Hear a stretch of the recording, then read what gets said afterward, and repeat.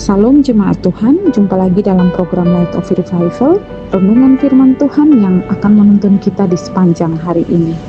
Jemaat terkasih, mari kita membaca firman Tuhan di dalam Matius pasal 4 ayatnya yang pertama. Maka Yesus dibawa oleh Roh ke padang gurun untuk dicobai iblis. Tuhan menyertai kita di padang gurun. Jemaat Tuhan yang terkasih, perjalanan hidup orang percaya dalam dunia ini takkan pernah lepas dari yang namanya ujian hidup. Dan itu merupakan proses pembentukan dari Tuhan bagi kita. Dan proses ini bertujuan untuk memurnikan iman kita dan menguatkan iman kita. Proses pembentukan oleh Tuhan ini oleh kebanyakan orang disebut sebagai padang gurun. Dan bukan hanya padang gurun saja yang dilewati oleh kita orang percaya, tetapi Tuhan Yesus pun pernah melewati padang gurun sebelum ia memulai pelayanannya. Jemaat Tuhan yang terkasih, Yesus dibawa oleh Roh ke padang gurun untuk dicobai oleh iblis.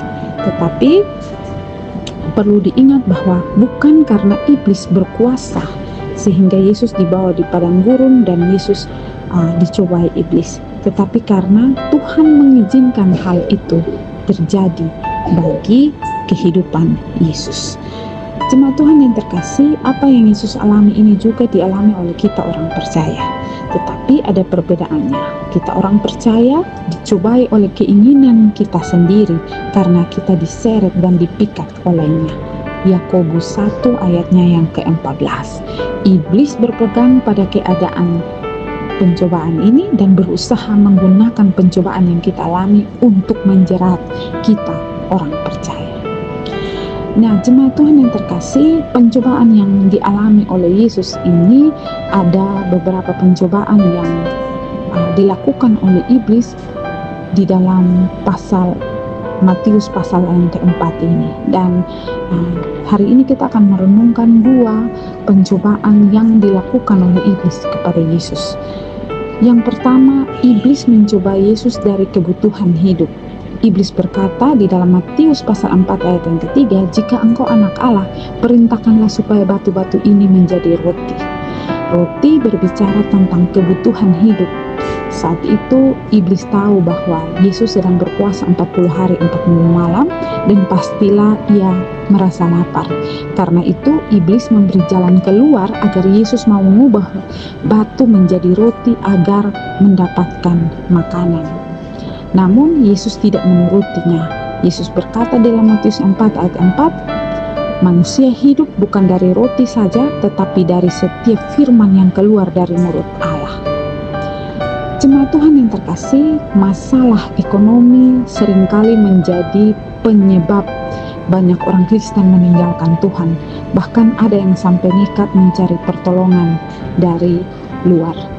Masalah kebutuhan hidup seringkali membuat orang Kristen mengingkari akan kepercayaannya.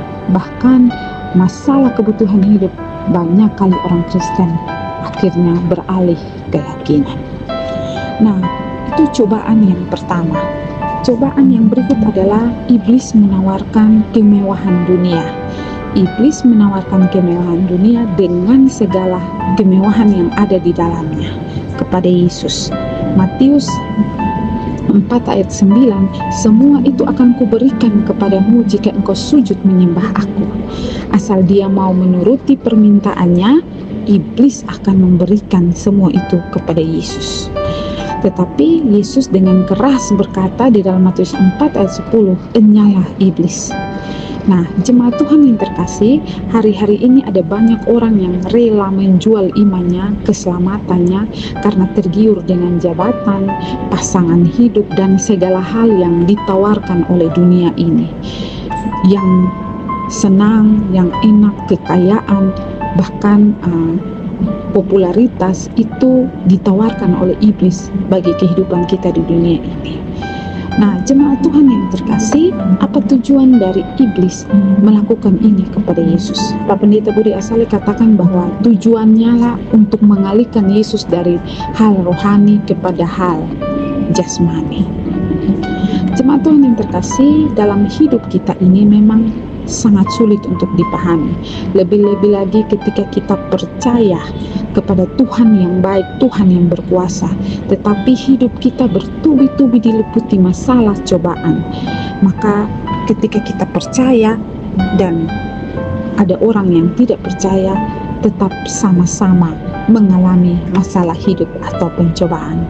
Dan fakta ini membuat beberapa orang merasa percuma ketika percaya kepada Tuhan kalau hidupnya sama saja, hidupnya pasti akan kena masalah. Jemaat Tuhan yang terkasih, percaya pada Tuhan memang bukan jaminan kita akan selalu lancar tanpa pergumulan, tanpa cobaan dan lain sebagainya. Malah sebaliknya, percaya kepada Tuhan pasti akan menambah banyak masalah.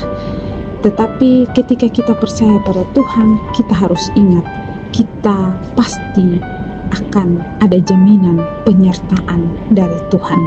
Penyertaan Tuhan membuat kita akan dengan lancar melewati setiap padang gurun yang kita hadapi, pencobaan yang kita hadapi. Jemaat Tuhan yang terkasih, dalam iman Kristen mengajarkan bahwa Kristus adalah Tuhan yang baik, Tuhan yang penuh kasih, yang rela hidup dengan penuh masalah, agar kita sadar bahwa Tuhan itu tetap baik walaupun penuh dengan masalah. Jadi kita orang percaya, orang yang beriman kepada Dia harus mengikuti teladan Dia, bahwa kita harus sadar bahwa Tuhan itu tetap baik walaupun kita penuh masalah. Kristus menjadi contoh terbaik untuk kita dalam kita merespon panggilan Tuhan. Walaupun hidup kita banyak pergumulan, percayakan hidup kita pada Tuhan dan tunduk kepada kedaulatan Tuhan. Jemaat Tuhan yang terkasih, iblis mempunyai 1000 macam cara untuk mencobai kita orang percaya agar beralih dari percaya Tuhan kepada hal duniawi. Tetapi bagi kita orang percaya, kita harus berpegang teguh kepada firman Tuhan. Mungkin saat ini kita sedang merasakan cobaan hidup yang berat, percayalah. Di dalam Ibrani pasal 13 ayat 5 bagian B dikatakan, sekali-kali tidak akan membiarkan engkau, dan aku sekali-kali tidak akan meninggalkan engkau. 1 Korintus 10 ayat 13a, pencobaan-pencobaan yang kamu alami ialah pencobaan-pencobaan biasa yang tidak melebihi kekuatan manusia. Sebagaimana Tuhan menyertai dan memelihara bangsa Israel di padang gurun, Ia pun akan menyertai kita dan memelihara kita orang percaya melewati setiap padang gurun kita masing-masing. Kiranya firman Tuhan hari ini boleh memberkati kita. Mari kita berdoa.